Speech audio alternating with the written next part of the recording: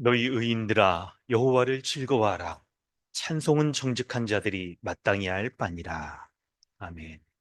사랑과 은혜가 풍성하신 하나님 아버지, 오늘 우리에게 거룩한 주일을 주셔서 우리에게 가장 좋은 선물 주신 것 감사드립니다.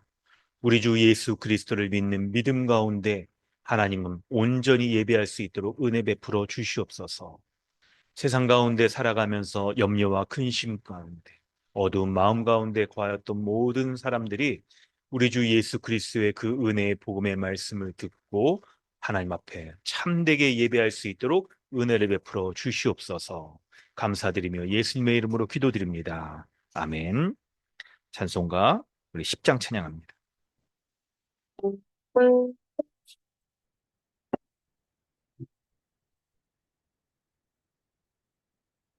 천명왕 오셔서 주의 공대 하옵소서.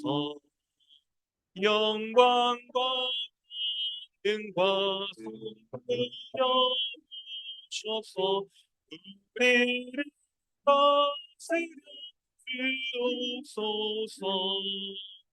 항생한 성자여 오셔서 주소서. 택하신 백성들 복내려 주시고 거룩한 마음이 주옵소서. 위로의 주 성령 오셔서 그 증거 주옵소서. 전대날 주시어 각 사람 마음에서 떠나지 마시 계십소서. 항상이 제게 한없는 찬송입니다. 존귀한 주님을 영광 드리옵고 영원히 공식하옵소서.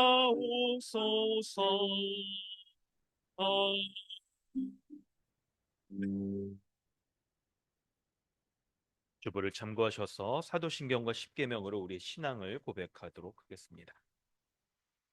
나는 전능하신 아버지 하나님, 천지의 창조주를 믿습니다. 나는 그의 유일하신 아들, 우리 주 예수 그리스도를 믿습니다. 그는 성령으로 잉태되어 동정녀 마리아에게서 나시고 본디오 빌라도에게 고난을 받아 십자가에 못 박혀 죽으시고 장사된 지 사흘 만에 죽은 자 가운데서 다시 살아나셨으며 하늘에 오르시어 전능하신 아버지 하나님 우편에 앉아 계시다가 거기로부터 살아있는 자와 죽은 자를 심판하러 오십니다. 나는 성령을 믿으며 거룩한 공교회와 성도의 교제와 죄를 용서받는 것과 몸의 부활과 영생을 믿습니다. 아멘. 너는 나 외에는 다른 신들을 내게 두지 말라. 너를 위하여 새긴 우상을 만들지 말라. 너는 내 하나님 여호와의 이름을 망령되게 부르지 말라. 안식일을 기억하여 거룩하게 지키라.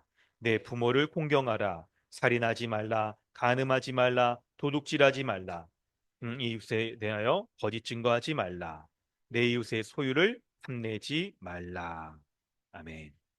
하이데베르그 교리 문답 33, 34 문답입니다. 우리 역시 하나님의 자녀인데 그분을 왜 하나님의 독생자라 부릅니까?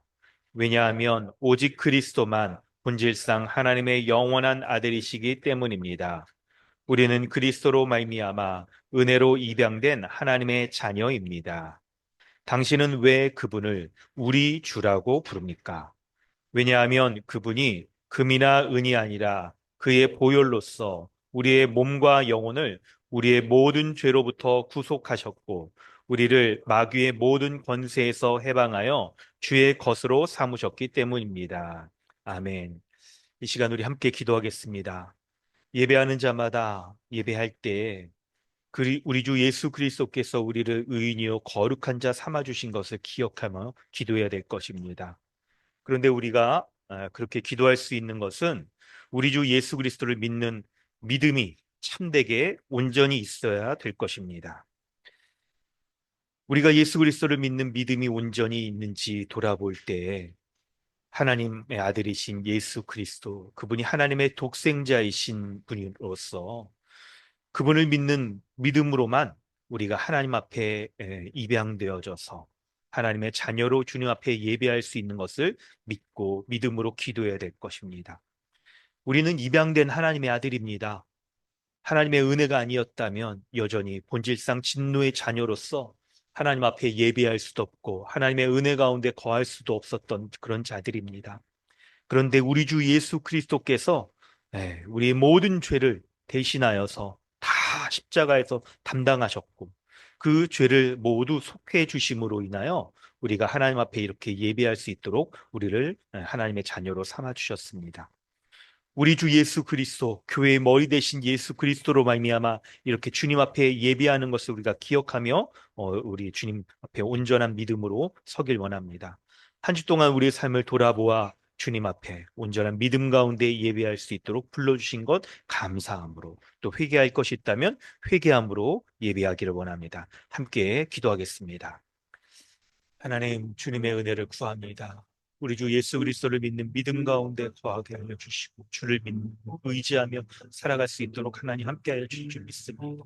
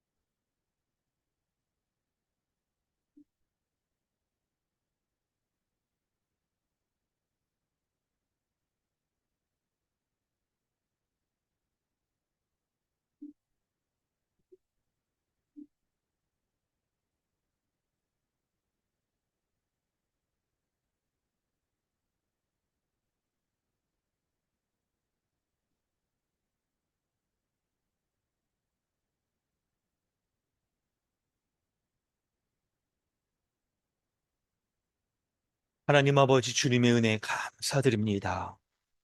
우리가 예비할 때 우리 자신을 돌아보며 우리에게 무엇이 가장 복된 것인지를 돌아보게 됩니다. 바로 우리 주 예수 그리스도를 믿는 믿음으로 하나님의 자녀가 된 것, 그리고 그 하나님의 자녀로 하나님 나라를 상속받고 이 땅에서도 하나님의 은혜와 돌봄 가운데 살아가는 것이 가장 복된 것임을 고백합니다.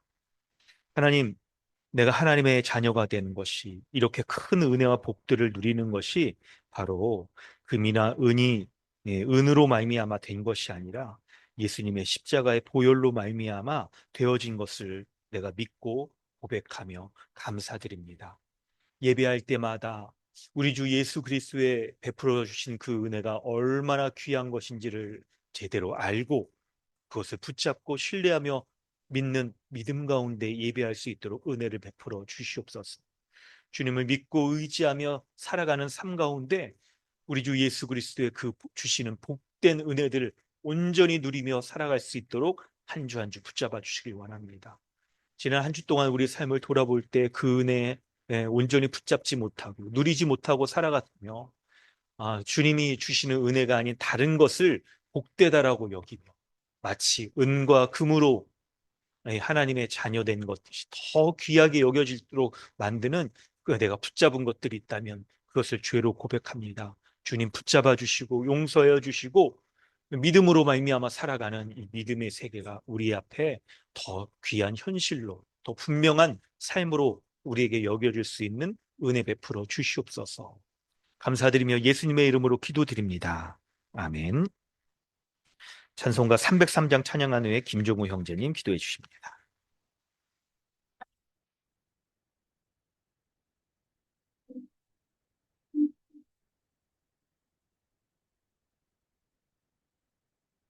날 위하여 십자가에 중한 고통 받으사 대신 죽은 주 예수의 사랑하신 은혜여 고백으로 이를 들려 영영 죽은 죄에서 구속함을 받은 우리 어찌 찬양 안 할까 예수 안에 있는 우리 한량없이 즐겁고 주 성령의 위로함이 마음속에 차도다 천국의 마음속이 같은 은혜로운 그 말씀 끊임없이 듣는 우리 어찌 찬양 말할까 이 세상의 모진 풍파 쉬지 않고 흘러도 주님 안에 보호받는 우리 마음 편하다 늘 끌려서 기도하고 저 천국을 바라며 주님 발을 기다리니 어찌 찬양 안 할까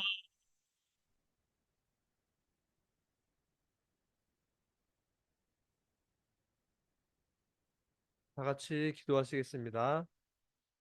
할렐루야, 온 세상의 창조주이시며 통치자 되시는 여호와 하나님의 이름을 찬양합니다. 만물이 소생하는 이 봄을 주셔서 온 우주가 하나님의 섭리 가운데 식물이 자라나듯 하나님의 은혜 가운데 성도들의 믿음도 자라나게 해주심에 감사드립니다.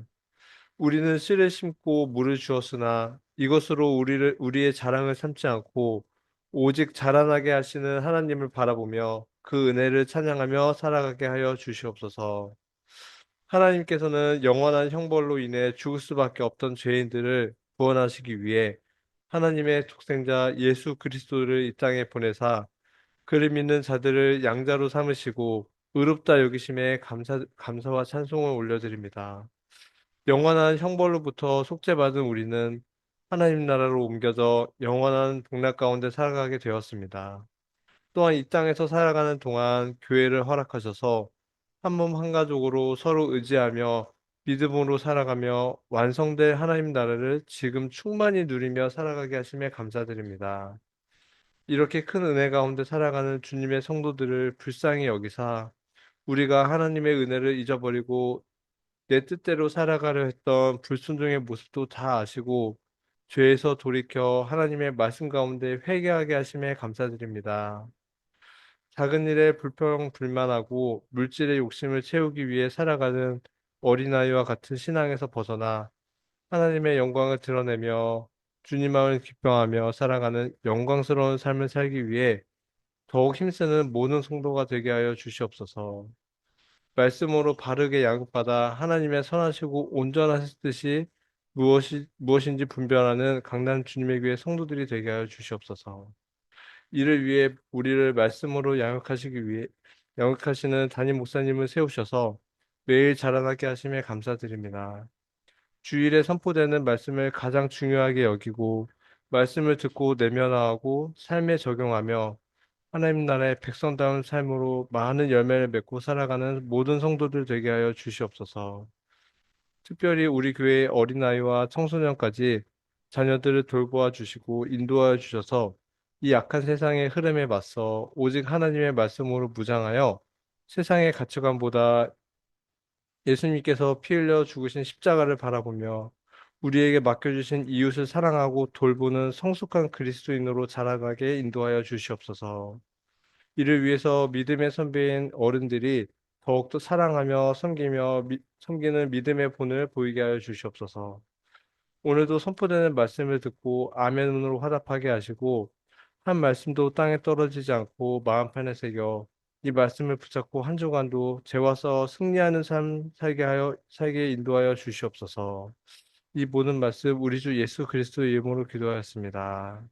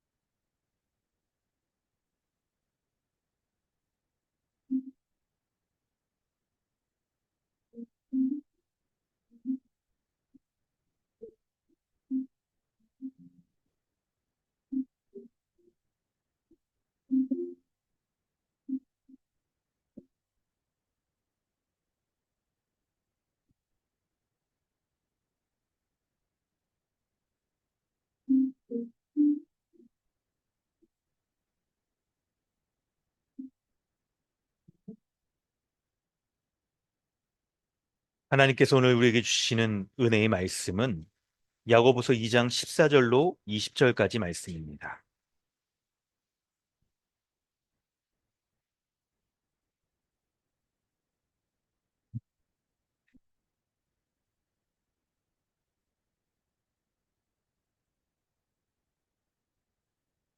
야고보서 2장 14절로 20절까지 우리 함께 봉독하겠습니다. 내 형제들아, 만일 사람이 믿음이 있노라 하고 행함이 없으면 무슨 유익이 있으리요? 그 믿음이 능히 자기를 구원하겠느냐? 만일 형제나 자매가 헐벗고 일용할 양식이 없는데 너희 중에 누구든지 그에게 이르되 평안히 가라, 덥게 하라, 배부르게 하라 하여 그 몸에 쓸 것을 주지 아니하면 무슨 유익이 있으리요? 이와 같이 행함이 없는 믿음은 그 자체가 죽은 것이라. 어떤 사람은 말하기를 너는 믿음이 있고 나는 행함이 있으니 행함이 없는 내 믿음을 내게 보이라. 나는 행함으로 내 믿음을 내게 보이리라 하리라. 내가 하나님은 한 분이신 줄을 믿느냐? 잘하는도다. 귀신들도 믿고 떠느니라. 아, 허탄한 사람아, 행함이 없는 믿음이 헛것인 줄을 알고자 하느냐. 아멘. 할렐루야. 오늘도 예배 가운데 나오신 모든 분들 환영합니다. 우리 서로 인사하겠습니다. 한 주 동안 평안하셨죠? 반갑습니다. 안녕하세요. 우리 앞뒤 좌우에 계신 분들과 함께 우리 인사하겠습니다. 네, 우리 잠옷실에 있는 우리 어린이들도 반갑습니다. 네, 지금 아주 반갑게 인사하고 예배 드릴 때는 우리 또 함께 얘기해 봅시다. 네, 자리에 앉으세요. 네, 오늘은 우리 야고보서 2장 14절부터 20절까지 말씀을 살펴보는데요. 지난주까지 전문맥의 내용들을 여러분 쭉 보면 우리 2장 1절부터 13절까지 말씀은 교회 안에서 성도들을 차별하는 그런 사람을 차별하는 모습을 우리가 살펴봤습니다. 특별히 이 회당에 이제 금가락지를 끼고 아름다운 옷을 입은 사람이 오면 어떻게 사람들이 교회 안에 있는 사람들이 어떻게 대합니까? 그 사람들에게 어우 여기로 오세요. 이러면서 여기 좋은 자리에 앉으세요. 이게 약간 오늘 날씨가 쌀쌀한데 내가 데워놓은 이 따뜻한 자리에 이쪽에 앉으세요. 막 이러면서 막 좋은 자리로 안내를 하는 겁니다. 그런데 남루한 옷을 입은 가난한 사람이 들어오면 어떻게 합니까?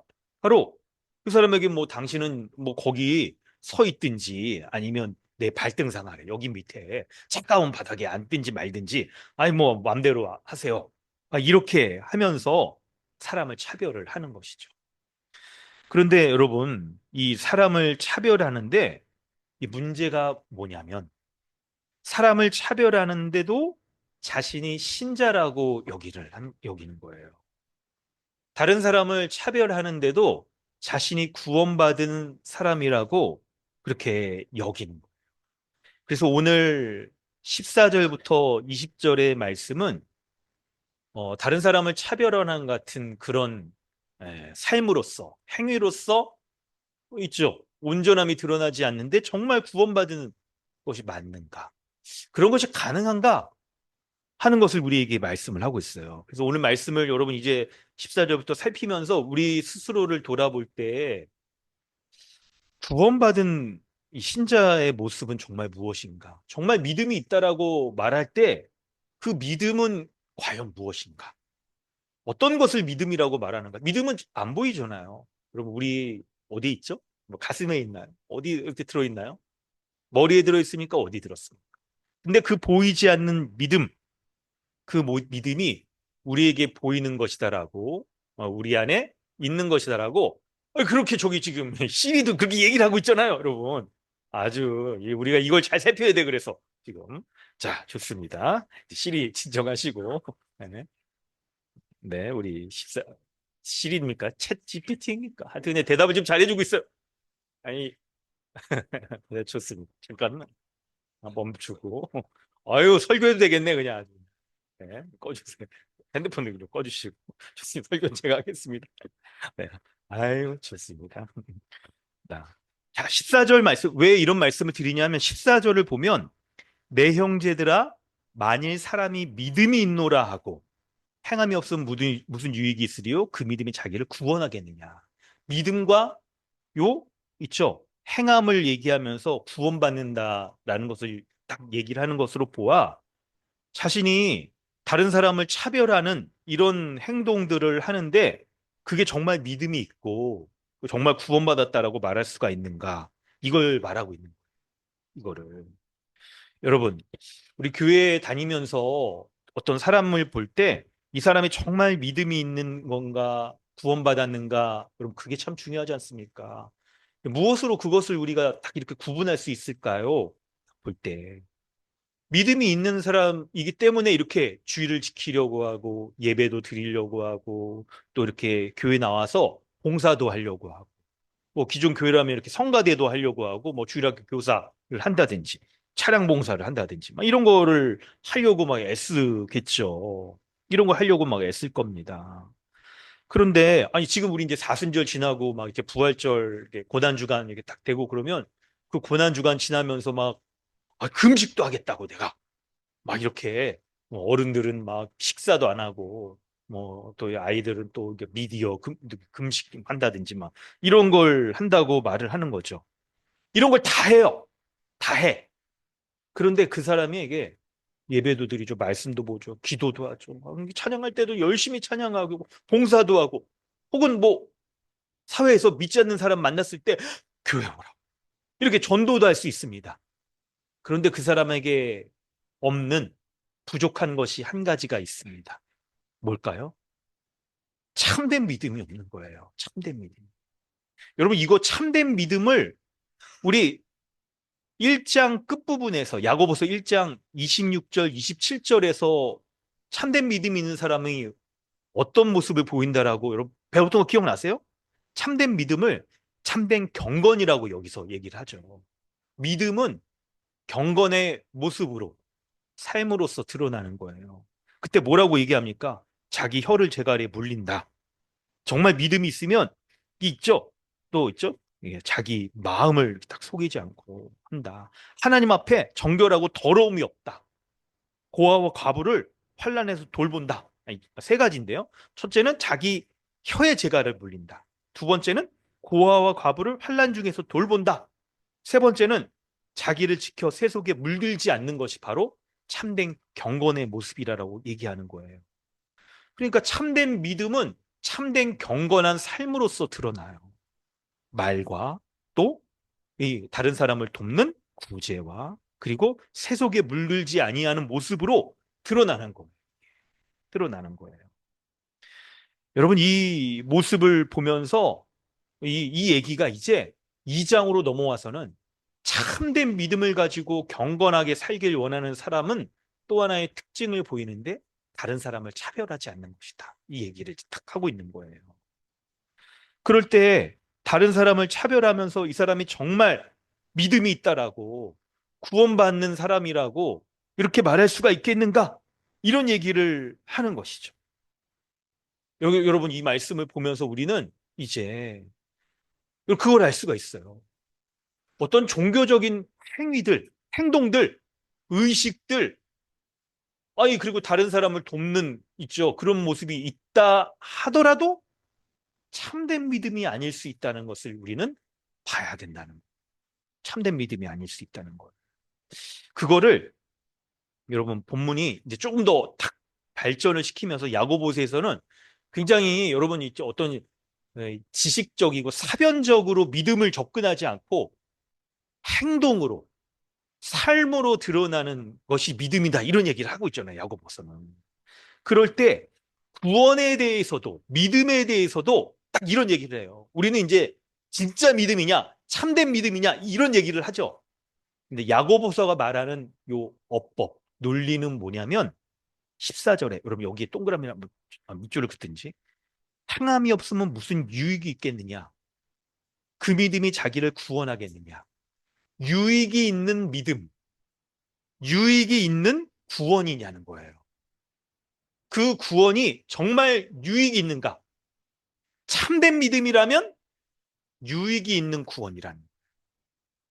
정말 참된 믿음이라면 유익이 있는 믿음이라는 거예요. 여러분 그 유익이 뭘까요? 그 유익이 뭘까요? 유익이 바로 13절. 13절 앞에 심판을, 긍휼 없는 심판을 당하지 않는 하나님의 긍휼 가운데 심판을 피하는 믿음이냐는 거예요. 그러니까 이 얘기가 뭐냐면 이 사람이 믿음이 있는 것 같았어. 예배도 드리고 딱 이렇게 다른 사람 돕기도 하고 그랬는데 나중에 알고 보니까 참된 믿음이 아니야. 가짜야. 그럼 어떻게 됩니까? 나중에 긍휼 없는 심판에 처하게 되는 거잖아요. 아니, 교회도 다 같이 다니고 막, 아니, 소그룹에서 막 우리 지역 모임도 하고 그랬는데 나중에 보니까 믿음이 이 참되지 않는 거야. 유익이 없는 믿음이라는 거죠. 그래서 긍휼 없는 심판에 거하게 되는 거예요. 근데 만약에 이 사람의 믿음이 진짜예요? 그걸 이제 야고보서에서 뭐라고 그럽니까? 유익이 있는 믿음, 유익이 있는 구원이라고 한다면 어떻게 돼요? 이 사람이 좀 이게 약해 보이고 막 이건 별것 없어 보이고 그러더라도 그 사람에게 그 믿음의 유익, 곧 하나님의 긍휼 가운데 심판을 피하는 딱 이런 유익이 그게 딱 주어진다는 거예요. 그러므로 여러분, 우리가 정말 믿음이 있느냐, 진짜이냐를 얘기할 때 있죠. 우리가 이제 용어를 좀 이렇게 딱 쓰면 좋을 것 같아요. 저 사람이 참된 믿음의 사람이냐 하는 것을 다른 표현으로 유익이 있는 믿음이 있느냐, 유익이 있는 구원이 있느냐, 그 사람에게 구원의 유익이 있느냐, 믿음의 유익이 있느냐, 이걸 가지고 그 사람을 딱 봐야 되는 거죠. 그 사람이 믿는 믿음이 정말 그에게 유익이 있겠는가. 이걸 여러분 살펴야 되는 거예요. 그러므로 여러분 이거 잘 들으세요. 이게 우리의 믿음에 있어서 우리가 믿음을 우리의 지식과 사변으로 생각 속으로만 여기는 것이 아니라 실제 그 믿음이 우리의 삶에 있어서 적용되며 열매 맺도록 하는 데 있어서의 아주 중요한 징검다리, 중간 지점이 바로 나의 믿음이 나에게 유익이 있는가? 그 믿음이 나에게 구원 얻는 유익이 있는가? 이 질문을 스스로에게 던질 수 있어야 되는 거예요. 그러므로 여러분 생각하세요. 이제 내 믿음이 나에게 유익이 있는가? 구원 얻는 그 유익이 있는 그 구원을 나는 받았는가? 이런 생각을 하면서 우리 자신을 점검을 해봐야 되는 거예요. 반드시 참된 믿음이라면 믿음에 유익이 있는 것이죠. 구원에 유익이 있는 거예요.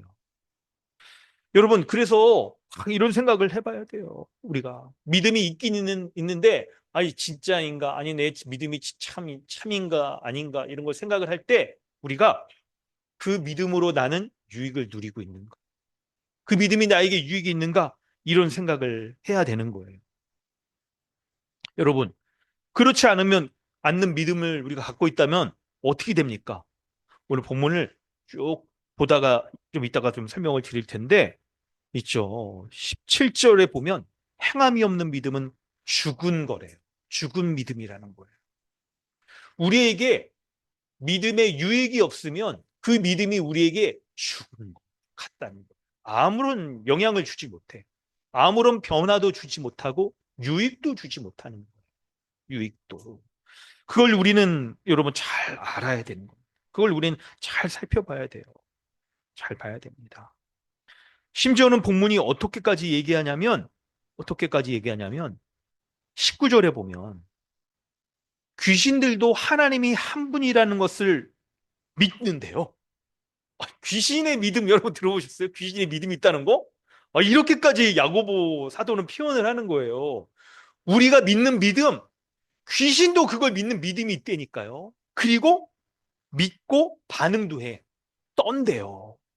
두려워하는 거예요. 하나님을 두려워하는 거예요. 하나님이 한 분이시라는 것을 귀신도 알고 그걸 믿고 떨기까지 감정적인 어떤 반응까지도 하는 거예요. 이런.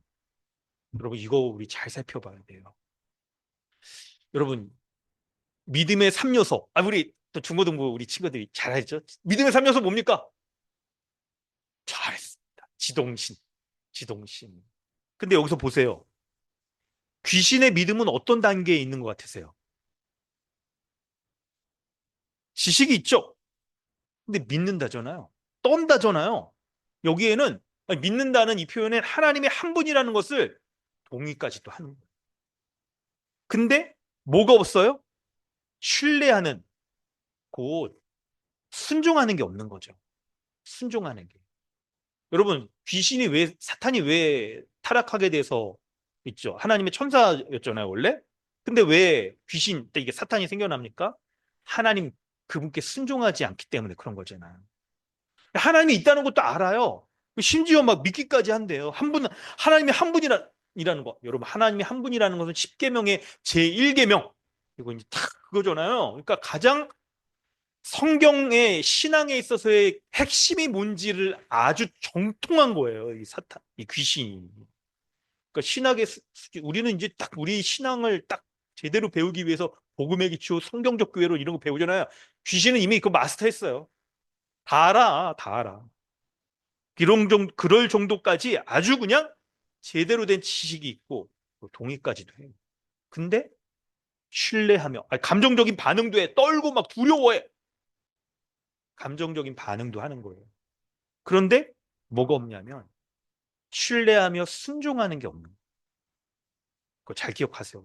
오늘 설교에 있어서 우리에게 적용할 때 아주 요 얘기를 좀 하려고 합니다. 하나님 한 분이라는 것과 함께 귀신의 믿음과 우리의 믿음이 같냐 다르냐. 우리는 귀신 계열이냐 아니면 지금 이 참된 신자의 계열이냐 이거 봐야 되는 거죠. 만약 그렇다면 탄한 사람인 겁니다. 행함이 없는 믿음이 헛것이다라고 그렇게 얘기를 하고 있어요. 자, 여러분 오늘 말씀을 딱 볼 때 참된 믿음, 유익이 있는 믿음이 있어야 된다. 죽은 믿음은 안 된다. 행함이 없는 죽은 믿음은 안 된다라고 말할 때 그거에 대한 구체적인 예를 15절과 16절 말씀에 하고 있습니다. 그러면 우리 오늘따라 아이들이 활기차죠, 여러분. 우리 그 말씀을 보면 읽으면서 좀 힘껏 우리 보도록 하겠습니다. 15절, 16절 우리 함께 읽고 말씀을 좀 더 이제 본문 속으로 좀 들어가 보도록 합니다. 함께 읽겠습니다. 시작. 만일 형제나 자매가 헐벗고 일용할 양식이 없는데 너희 중에 누구든지 그에게 이르되 평안히 가라, 덥게 하라, 배부르게 하라 하며 그 몸에 쓸 것을 주지 아니하면 무슨 유익이 있으리요. 아멘. 여러분, 우리에게 있어서 있죠. 말씀을 이게 딱 이게 살펴볼 때 오늘 말씀에 여러분 이 복음적인 원리를 좀 먼저 설명을 드리고 또 본문 안으로 들어가려고 하는데 참된 믿음은 여러분 믿음은 우리 눈에 보이지 않지만 증명이 됩니다. 그 믿음이 참된지 아닌지를 딱 알 수가 있는 거예요. 무엇으로 증명될까요? 참된 믿음은 바로 여러분 앞 본문에서 딱 살필 때 긍휼의 행위로서 드러나는 거예요. 믿음이 참되다 하는 그 믿음은 긍휼 있는 행동으로서 다른 사람을 대하는 것으로 드러나게 되는 거예요. 그게 오늘 이 본문에서는 다른 사람을 돕는 것으로 드러나는 거죠. 그런데 죽은 믿음은 여러분 어떨까요? 죽은 믿음도 증명이 됩니다. 어떤 걸로 증명이 될까요? 죽은 행동으로 증명이 되는 거예요. 죽은 행동으로. 바로 어떤 것입니까? 긍휼 없는 행동으로 드러나게 되는 거예요. 긍휼 없는 행동으로. 자, 이제 이 성경적인 여러분 요 이제 딱 진리를 가지고 우리가 본문을 좀 설명하려고 합니다. 15절 말씀에 보면 만일 형제나 자매가 헐벗고 일용할 양식이 없는데 형제나 자매래요. 모르는 남이 아니에요. 형제 자매래요. 그런데 헐벗었대요. 일용할 양식도 없대요. 너희 중에 누구든지 그에게 뭐라고 얘기합니까? 아유, 막 배고프고 막 헐벗은 사람에게 평안히 가라, 덥게 하라. 아이, 배부르게. 아이, 밥을 왜 못 먹었어? 그냥. 아이, 가서 이렇게 식사 좀 하세요. 이렇게 말합니다. 말만 한다는 거예요. 말만 한다는 거. 도와주지 않고. 어떤 사람이 굉장히 지금 어렵고 힘든데, 어유, 야, 야, 야, 내 기도할게. 아유, 너 어려운 거 하나님이 다 알고 계셔. 하나님이 널 사랑하시는 거 알지? 믿음 단단히 붙들고 그래서 기도할게. 이렇게 말은 하지만 실제로 도와주지 않는. 어려운 사람에게 전혀 도움이 되지 못하고 이 사람을 돕지 않는 거예요. 근데 여러분 우리 아유 이 사람에게만 이렇게 그냥 말이라도 이렇게 좋은 말 하는 건 이거 좋은 거 아니냐? 그렇게 생각할 수 있습니다. 물론 여러분 이렇게 이런 어려운 사람에게 막 말도 막 저주의 말도 하고 그러길래 너 얘 일 안 하고 이게 놀았지. 그러길래 왜 또 허튼데 돈 쓰고 그냥 주식하다가 쫄딱 망해가지고 너 그런 거 아니야? 이러면서 그냥 저주의 말을 하지 않는 것만 해도 다행이라고 여길 수 있겠지만 여러분 근데 우리가 어떻게 해야 됐습니까? 하나님 말씀에 보면 이런 사람을 여러분 도우라라고 이렇게 말씀하고 있는 거잖아요. 도우라라고. 우리 생각 가운데 여러분 우리가 갖고 있는 어떤 생각들이 우리의 형제와 자매 가운데 헐벗고 일용할 양식이 없음에도 불구하고 그 사람에게 실제로 유익이 되도록 돕지 않고 그냥 말만 아유 그냥 내 돕게 하라 배불리 하라 이렇게 말은 하면서 말만 하면서 돕지 않을까요?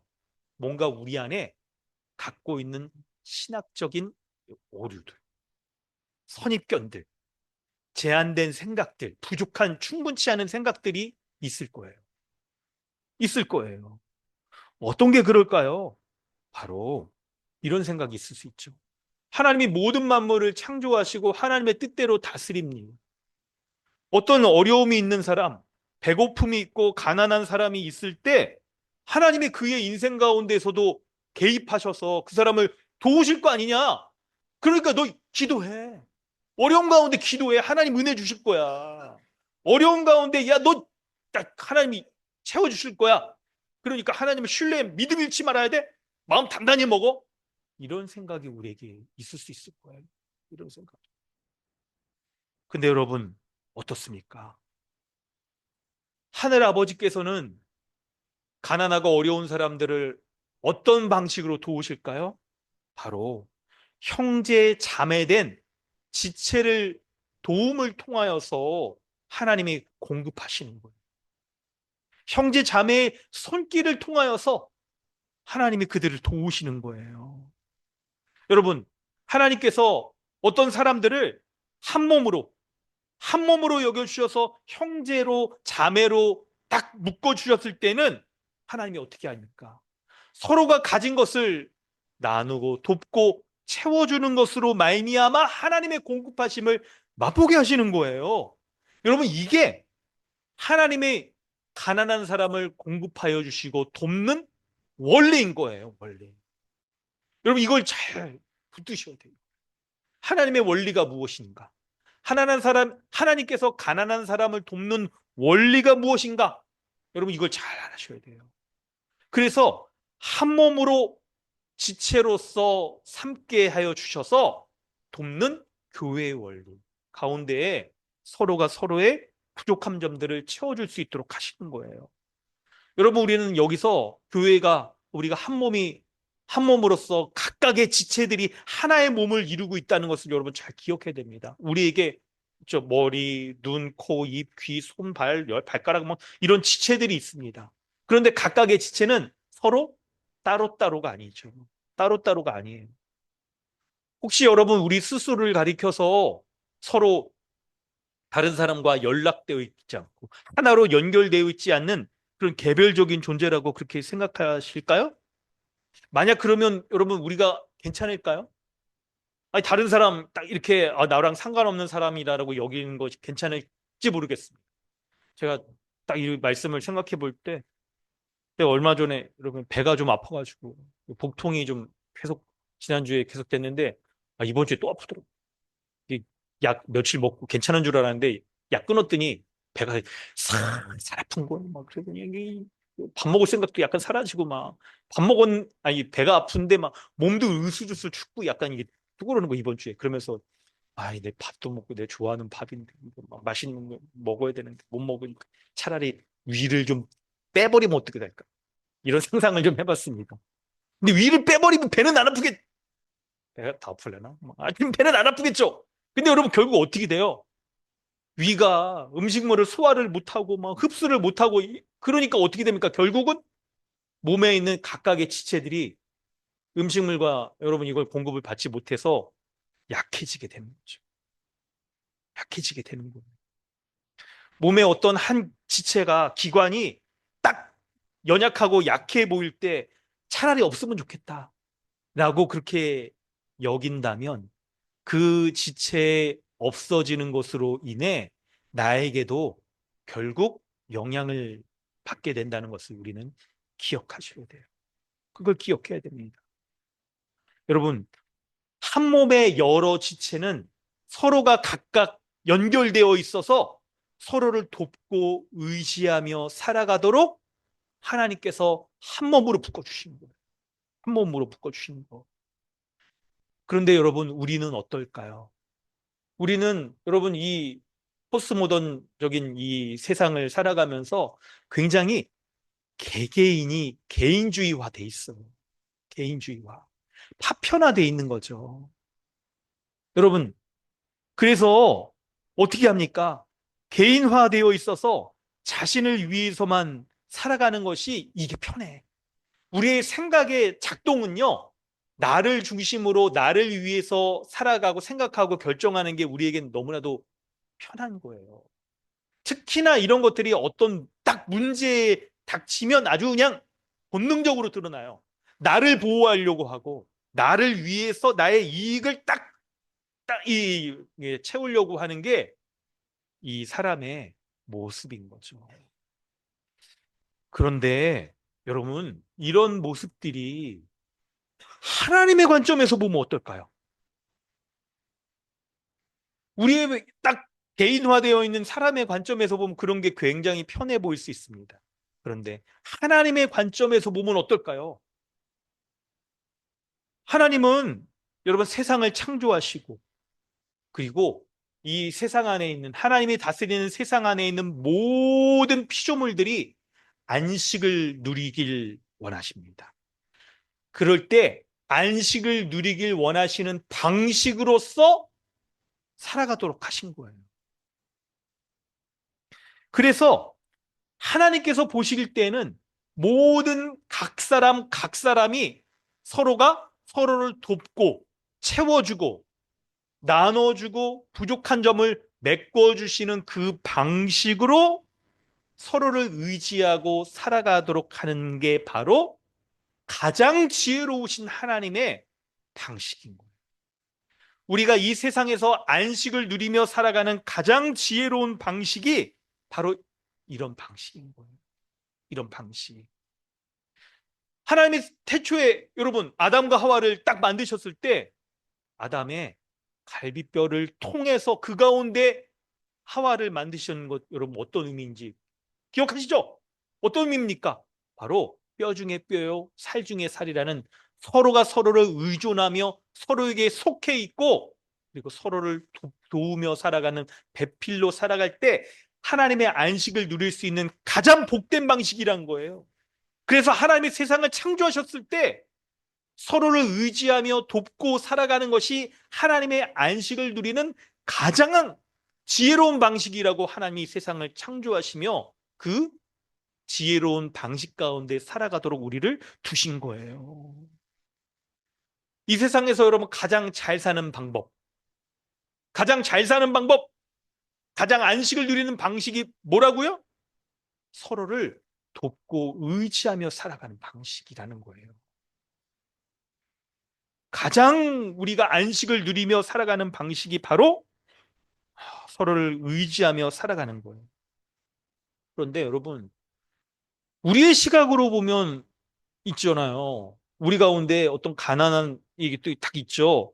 헐벗고 일용할 양식이 필요한 사람이 있을 때 그 사람을 위해서 나의 것을 딱 나누어주면 내 것이 없어지는 것처럼 우리는 여겨져요.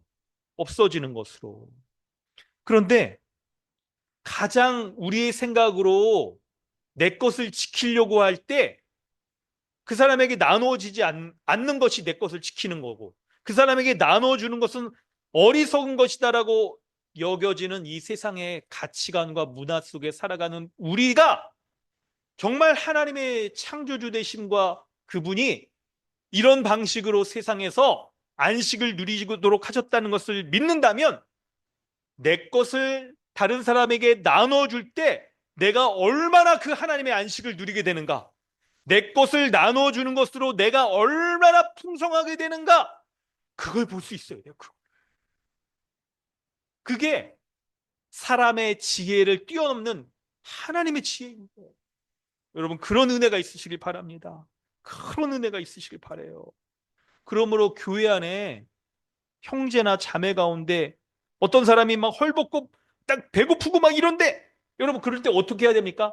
아이고 배부르게 밥 먹고 와. 밥 안 먹었어. 밥 먹고 와. 막 이렇게 하는 거죠. 막 이렇게 여러분 말한다고 한다면 어우, 이 하나님을 믿는 믿음이 정말 있는가? 여러분 이런 생각을 해야 되는 거예요. 어떤 막 딱 배우 가난한 사람이 있을 때 야, 그 네가 가난한 건 네가 게을러서 그러는 거야. 한 개인의 문제로 간다든지. 그러길래 왜 야, 공부 안 하고 그냥 그러니까 네가 인생 그렇게 살지. 야, 사회 구조적인 문제야. 국가가 도와야지. 복지기관에 연락해 줄게. 동사무소 가서 긴급 구호 이렇게 그거 받아. 이렇게만 돌린다면 여러분 괜찮겠는가? 이런 생각을 해야 되는 거죠. 그런 분이 혹시 있다면 여러분 어떻게 그냥 배고픈 사람 있을 때 밥 좀 사줘 보셨습니까? 그냥 구제원금 좀 해보셨습니까? 이런 생각을 해야 돼요.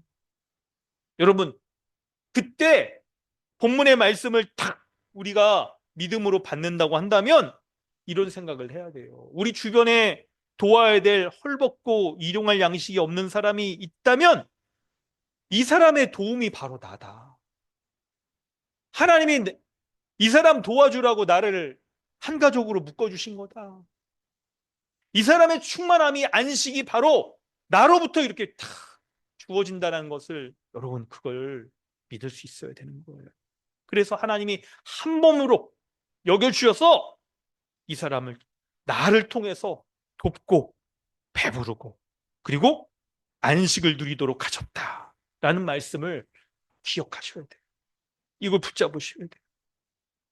17절에 보면 그런데 이렇게 행하지 않는 사람, 행함이 없는 믿음은 그 자체가 죽은 것이라고 말하고 있습니다. 죽은 거래요, 죽은 거. 죽은 믿음. 죽은 믿음. 죽은 믿음이라는 거예요. 그리고 여러분 18절에 뭐라고 말하냐면 여러분 이 여기 말하는 이 대화가 이게 참 우리 자신을 내면화해서 돌아보게 만듭니다. 어떤 사람은 말하기를 너는 믿음이 있고 나는 행함이 있으니 그 사람에게 뭐라 그럽니까? 행함이 있는 사람이 행함 없는 네 믿음을 내게 보여라 이렇게 얘기를 해요. 나는 행함으로 내 믿음을 내게 보이리라 이렇게 얘기를 하죠. 여러분 여기에서 보인다는 단어가 반복돼서 사용되고 있다는 것을 기억하세요. 믿음은 보입니다. 믿음은 보이는 거예요. 믿음을 안 보인다라고 여기지 마십시오. 믿음은 보입니다. 안 보이는 그 믿음이 뭘로 보여요? 행함으로 보인다는 거예요. 행함으로. 그러므로 어떤 한 사람이 행하는 것을 보면 정말 믿음이 있는가 없는가를 분별할 수 있다는 거예요. 판단할 수 있다는 거예요. 판단할 수 있다는 거예요. 여러분, 행위 구원은 말하는 거 아니라는 걸 잘 아시죠? 행위로서 구원받는다는 걸 말하는 게 아니라 이 사람이 참된 믿음이 있다면 참된 믿음은 그 사람으로 하여금 긍휼로 말미암는 행위로 딱 보이게 된다는 거예요. 보이게 된다는 거. 여러분, 야고보서가 쓰였던 이 당시에 초대교회에 어떤 문제가, 교회 가운데 어떤 문제가 있었냐면 사람들이 막 예배를 드립니다. 말씀도 봅니다. 기도도 합니다. 근데 이웃을 돕지 않아요. 지체 가운데 형제와 자매 가운데 헐벗고 일용할 양식이 없는 사람이 있는데 돕질 않는 거예요. 그런데 이런 사람을 어찌 믿음이 있다라고 그렇게 말할 수가 있을까요? 이 사람이 정말 믿음이 있는가? 여러분, 이거를 생각을 해봐야 되는 거예요. 교회가 이걸 고민한 거예요. 이걸 고민한 거. 그래서 야고보 사도가 이 고민에 대해서 답을 다 말해주고 있는 거예요. 여러분, 2000년 전에 이 야고보 교회만 여러분 이런 고민이 있겠습니까? 오늘날 우리에게도 마찬가지예요. 우리가 신앙생활할 때 여러분 이렇게 예배도 같이 드리죠. 또 이렇게 끝나고 이렇게 식사 교제도 하죠. 성경 공부도 같이 하죠. 아니 모임도 같이 하고 나들이도 같이 하고 다 같이 해. 근데 나중에 하나님의 심판대 앞에 섰을 때 어떤 사람은 긍휼 없는 심판을 당해서 여러분 다 그렇다고 한다면 그동안 같이 있는 게 이게 정말 같이 있는 게 아닌 거죠. 이 같이 있는 게 아니에요. 그러므로 우리의 믿음을 점검을 해봐야 되는 거예요. 어떤 믿음이요? 유익이 있는 믿음인가? 그 사람의 믿음이 그에게 정말 유익한가? 정말 그 유익이 그 사람에게 구원을 주는가? 이걸 살펴봐야 되는 거예요. 여러분, 믿기만 하면 여러분 구원받기 때문에 나는 믿음이 있어. 행함은 좀 약해. 이렇게 말하는 수가 있을까요? 여러분, 우리도 그럴 수 있잖아요. 다른 사람을 향해서 이렇게 돕는 것뿐만 아니라 우리의 삶에 있어서도 삶의 열매가, 거룩의 열매가 딱 맺히지 않을 때 우리가 아니 나는 좀 이게 약할 뿐이야. 나는 믿음이 분명해. 이렇게 여기면서 스스로를 믿음이 있다라고 여기는 것을 점검을 해봐야 되는 거예요. 그래서 내가 정말 유익이 있는 믿음이 있는가? 그 믿음이 나에게 유익한가? 이걸 돌아보실 수 있어야 됩니다. 이걸 돌아보실 수 있어야 돼요. 여러분, 우리가 믿는 그 믿음이란 뭡니까? 우리가 믿는 믿음이라는 건 뭐예요? 여러분, 18절에 우리의 믿음은 믿음으로 말미암아 구원받는다. 오직 하나님 한 분만이 딱 우리에게 구원을 주신다. 믿음으로 말미암아 구원받는다. 여러분, 그 말이 맞습니까? 틀립니까? 맞죠. 그 말은 맞습니다. 그런데 믿기만 하면 구원받는다는 것이 우리에게 잘못된 생각을 줄 수 있어요. 잘못된 신호를 줄 수가 있어요. 원래 이 말 자체는 너무나도 중요한 이신칭의 복음에 있어서의 아주 핵심입니다. 그런데 이 말이 우리에게 믿긴 믿지만 삶은 약하다. 삶은 뭐 어때도 상관없다. 라고 여기게 한다면 이건 굉장히 오해를 불러일으키는 거예요. 여러분, 근데 우리의 믿음이란 뭡니까? 바로 오직 예수 그리스도를 그분이 우리에게 구원을 주신다는 믿음. 그 믿음이 우리를 구원받게 하는 거예요. 그래서 여러분, 행위로 구원받지 않는다는 것은 우리의 공로나 행위 이것으로 우리가 구원받지 못한다라고 말하는 거죠. 오직 예수 그리스도의 십자가의 구원을 믿는 그 믿음으로 말미암아 우리는 구원받았고 그 믿음으로 말미암아 어때요? 새로운 창조물로 우리가 딱 재창조되어 온 거예요.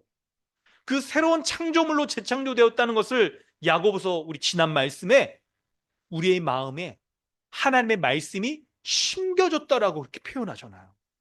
그래서 정말 복음을 믿는 믿음, 말씀으로 말미암는 믿음이 있다면 그 말씀이 우리에게 심겨진 말씀이 우리 가운데 작동하여서 우리의 마음으로부터 순전한 마음으로부터 말씀대로 살려고 하는 삶의 열매를 드러내게 되는 거예요.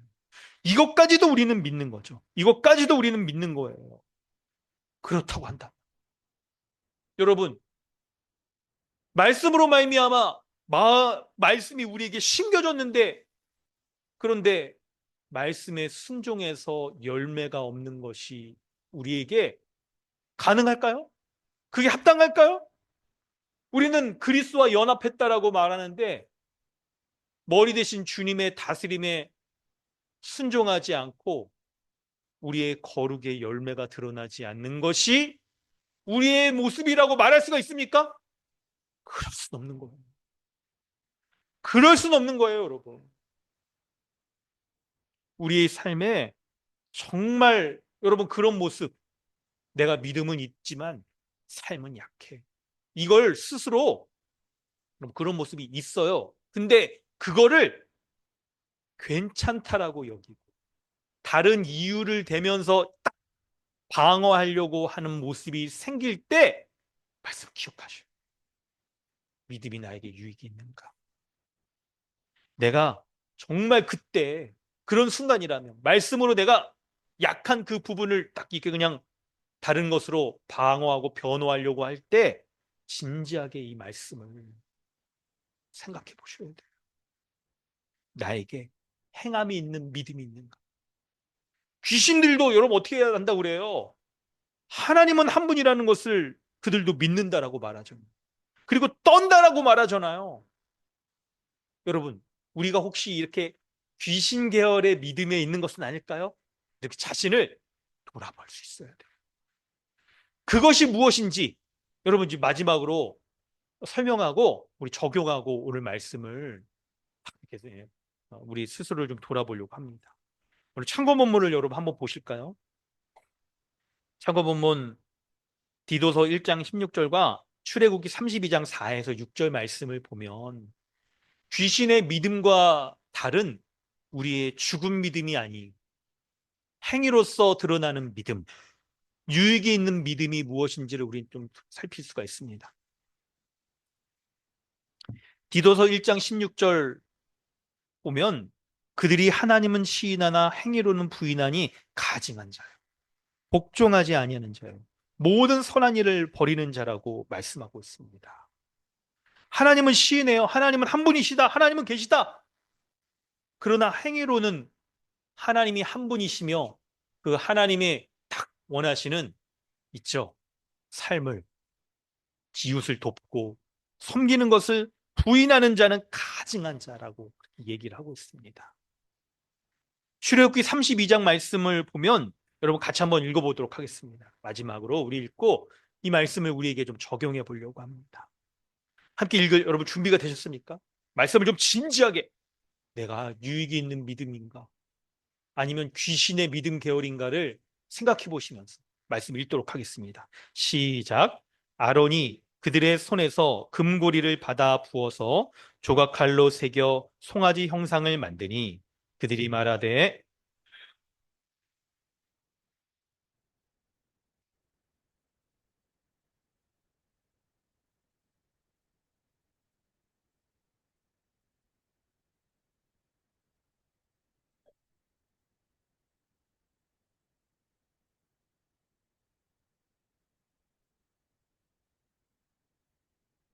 아멘. 여러분 출애굽기 32장의 이 말씀은 이스라엘 백성이 애굽의 노예 상태로부터 그 구원을 받아서 홍해 바다 그리고 사막을 거치면서 하나님의 인도와 구원과 인도하심 가운데 보호하심 가운데 딱 하나님의 백성으로 서 있는 거예요. 그래서 하나님께서 이 백성과 이제 언약 체결식을 딱 맺으시려고 모세를 시내산으로 부르신 거예요. 그래서 모세가 시내산에서 십계명 받고 뿐만 아니라 하나님 앞에 제사하는 제사, 성막을 짓는 이 모든 것까지 하나님의 은혜 가운데 다 계시를 받아요. 그 가운데 어떤 일이 벌어졌냐면 아론의 주도하에 금송아지를 만들어서 하나님이라고 여기며 예배하는 거예요. 그리고 금송아지를 진심으로 하나님으로 여기면서 예배를 하는 거예요. 예배를. 예배만 합니까? 기뻐한다라고 말해요. 그러니까 진심으로 하나님으로 여기며 막 예배하고, 그리고 하나님은 이 참된 신이시다 막 이렇게 고백도, 신앙의 고백도 있는 거죠. 신앙의 고백도 있는 거. 아니, 어떻게 이런 일이 벌어지죠? 이스라엘 백성이 지금 출애굽하면서 하나님 그분의 강권적인 역사 가운데 구원받은 거 그들 다 눈으로 목격하고 다 알아요. 먹을 것이 없을 때 하나님이 메추라기도 보내주시고 만나도 주시고 목마를 때 물도 주시는 이 은혜도 경험했어요. 그런데 어떻게 이렇게 금송아지를 하나님으로 탁 바꾸어서 하나님이라고 여기면서 그렇게 예배할 수 있을까요? 과연 그들의 예배를 하나님이 받으실까요? 여러분 받으실까요? 왜 안 받으실까요? 이들의 찬양 소리가 좀 작았나요? 예배할 때 그들의 기쁨하는 진정으로 예배하는 것이 적어서 그랬나요? 아닙니다. 그들의 헌신이 부족했습니까? 아닙니다. 뭐 때문에 그런 거예요? 그 하나님에 대한 순종이 부족했기 때문에 그런 거예요. 순종이 없었기 때문에. 하나님에 대한, 여러분 이게 금송아지를 하나님으로 여기면서 진짜 기뻐하며 예배했다는 거, 여러분 이걸 잘 봐야 되는 거예요. 우상을 섬기는 거, 여러분 10계명은 1계명이 오늘 이제 우리 10계명 고백했잖아요. 너는 나 외에는 다른 신들을 내게 두지 말라. 1계명은 예배의 대상, 하나님이 아닌 우상을 예배하지 말라는 건데 2계명, 여기가 2계명에 해당되는 거예요. 너를 위하여 새긴 우상을 만들지 말라는 건 뭐예요? 하나님을 예배하는 방식, 방법이 잘못돼서는 안 된다는 거예요. 그래서 여러분, 이 하나님이 아닌, 그쵸, 우리도 이제 예배할 때 뭐 하나님이 아닌 뭐 부처님을 예배한다거나 이런 예배의 대상이 잘못돼선 1계명에서 어긋나. 근데 2계명은 있죠. 새긴 우상 같은 거를 만들면서 잘못된 방식으로 예배하는 것이 이게 하나님이 가증히 여긴다는 거예요. 바로 참된 방식이란 건 뭐예요? 바로 하나님의 유일한 예배의 대상일 뿐만 아니라 그 하나님 앞에 순종함으로 하나님이 말씀하신 예배의 방식들을 지키는 것으로 말미암아 예배하는 것이 중요하다는 거예요. 새긴 우상 만들지 말라고 하셨던 그 하나님의 말씀 앞에 이스라엘 백성이 온전히 순종할 때 예배의 대상이 하나님이실 뿐만 아니라 예배의 방식도 하나님의 합당히 받으시는 예배를 드리는 것이 중요한 거죠. 그러므로 여러분, 우리 이제 이 말씀으로부터 오늘 본문 야고보서로 돌아와서 우리에게 여러분 무엇이 필요한지, 우리가 유익이 있는 믿음이 있으려면 무엇이 필요한지에 대해서 살펴볼 텐데, 바로 우리가 바로 지식, 동의, 신뢰에 있어서 하나님을 지식으로 알고 동의하는 것뿐만 아니라 순종하는 믿음, 신뢰하는 믿음이 필요한 거예요. 그게 우리에게 있어서 유익이 있는 믿음, 귀신의 계열처럼 하나님이 한 분이라는 것을 알아요. 떨기까지 해요. 우리가 그럴 수가 있습니다. 하나님에 대한 지식이 있을 수 있어요. 동의도 할 수 있습니다. 근데 뭐가 있어요? 뭐가 없어요? 바로 하나님을 신뢰하여 그분께 온전히 순종하는, 이게 우리에게 행함으로 순종하는, 이게 없을 수 있는 거예요. 이게 귀신과의 한 끗 차이예요. 이게 한 끗 차이인 거예요. 하나님은 우리를 은혜를 베푸셔서 믿음으로 구원받게 하십니다. 그때 그 믿음은 바로 하나님을 아는 지식, 동의, 신뢰 다 있어야 됩니다. 온전한 순종이 있어야 되는 거예요. 순종이. 그래서 여러분 우리에게 유익이 있는 믿음은 머리로써도 믿어야 돼요. 지식이 있어야 됩니다. 가슴으로써도 믿어야 돼요. 동의해야 돼요.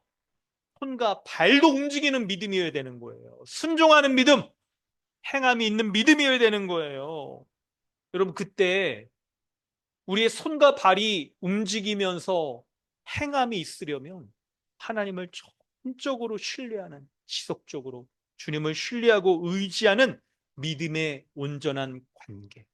하루하루의 삶에서 여러분 우리가 지식이 없어서 우리 신뢰가 깨집니까?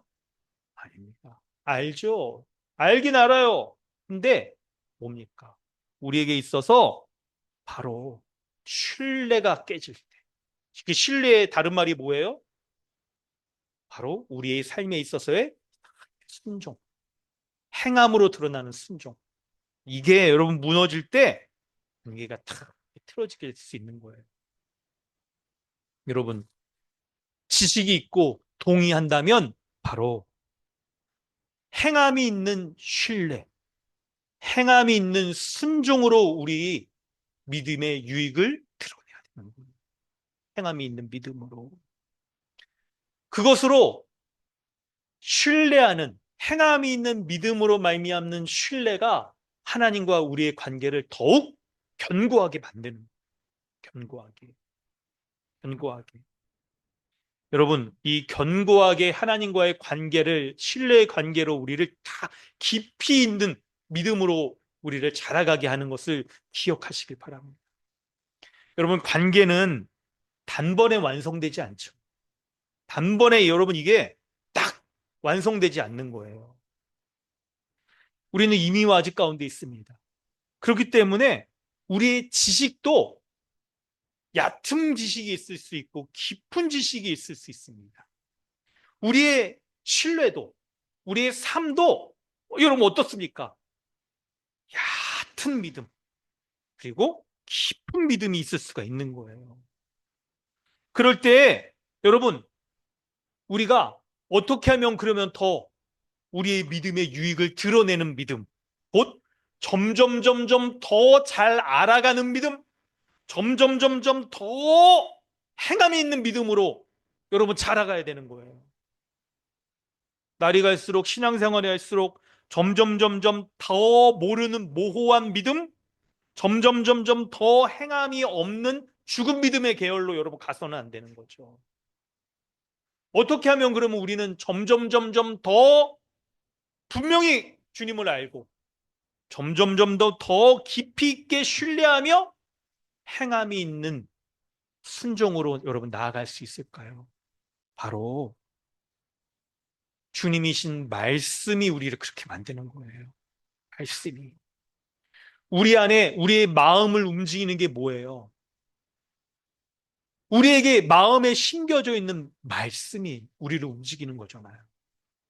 우리의 지식, 동의, 신뢰, 이 지정의 모든 마음을 움직이는 게 바로 말씀인 거예요.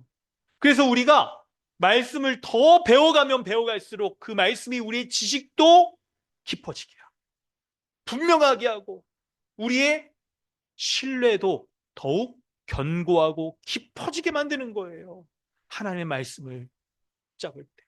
그러므로 여러분 말씀 배우는 거에 열심히 되셔. 그 말씀이 우리의 지식뿐만 아니라 우리의 인격적인 관계와 삶의 열매와 그리고 우리의 행함에 있어서 순종에 있어서도 우리가 아는 것만큼 행하게 하신다는 그 말씀의 능력을 붙잡는 거예요. 그렇기 때문에 말씀을 보는 거죠. 그렇기 때문에 말씀을 듣는 거예요. 그때 그 말씀이 역사하여서 우리를 쳐서 복종하기까지 삶의 순종을 열매를 만들고 거룩한 열매를 만들고 거룩한 삶의 능력으로 드러나게 하는 것을 믿는 이 믿음으로 말미암는 행함의 열매가 있는 하나님의 은혜가 있기를 주님의 이름으로 축원합니다. 아멘. 우리 함께 기도하겠습니다. 오늘 말씀 붙잡고 여러분 함께 기도하길 원합니다. 살아가는 성도 여러분, 우리는 이 세속에 속하여서 딱 살아가는 삶으로부터 완전히 여러분 자유롭지 못합니다. 세상이 각각의 사람들이 개인주의의 삶이 너무나도 이게 당연시되고 편하죠. 그래서 다른 사람과 얽히는 것도 싫어합니다.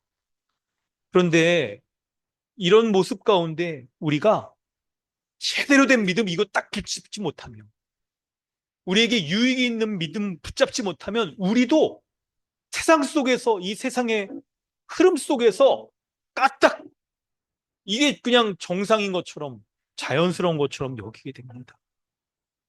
그런데 하나님 편에서 보면 하나님이 주시는 안식을 누리는 가장 지혜로운 방식이 뭐냐면 서로가 서로를 한 몸으로써 의지하고 돕고 서로를 용납하고 용서하고 받아들이고 받아주고 섬기고 섬겨주고, 배고픈 사람에게 말로만 배불리하라고 말하지 않고 내 것을 내어주어 돕는 것으로서 살아가는 것이 하나님의 공급하심을 맛보는 가장 지혜로운 방식이라. 이 세상을 하나님이 통치하시는, 안식을 주시는 방식이라는 하나님의 지혜를 붙잡아야 돼. 나의 섬김을 통해서 섬김을 받는 그 사람만 풍성함을 받는 것이 아니라, 놀랍게도 지금 당장 물질이 없어지는 것처럼 보이는 나도 풍성케 하시는 그 하나님의 지혜를 맛봐야 됩니다. 지혜. 그러므로 성도 여러분, 행함이 있는 믿음으로 여러분의 믿음이 정말 유익한 것이라는 것을, 참되다는 것을 보일 수 있기를, 증명해낼 수 있기를 바랍니다. 그래서 하나님 앞에 섰을 때 너 뭐 하다 왔느냐? 너 정말 예수 믿는 거 맞느냐라고 할 때 무엇으로 그것을 증명하며 보이시겠습니까? 바로 우리의 행함으로, 믿음으로 말미암는 행함으로 그 하나님 앞에 주님, 제가 믿음으로 이렇게 살았어, 이렇게 보일 수 있는 은혜가 있기를 바랍니다. 이런 은혜 베풀어 달라. 이런 주님의 믿고 신뢰하는, 순종하는 믿음의 열매가 드러나게 해달라고 이 시간 함께 기도하겠습니다. 하나님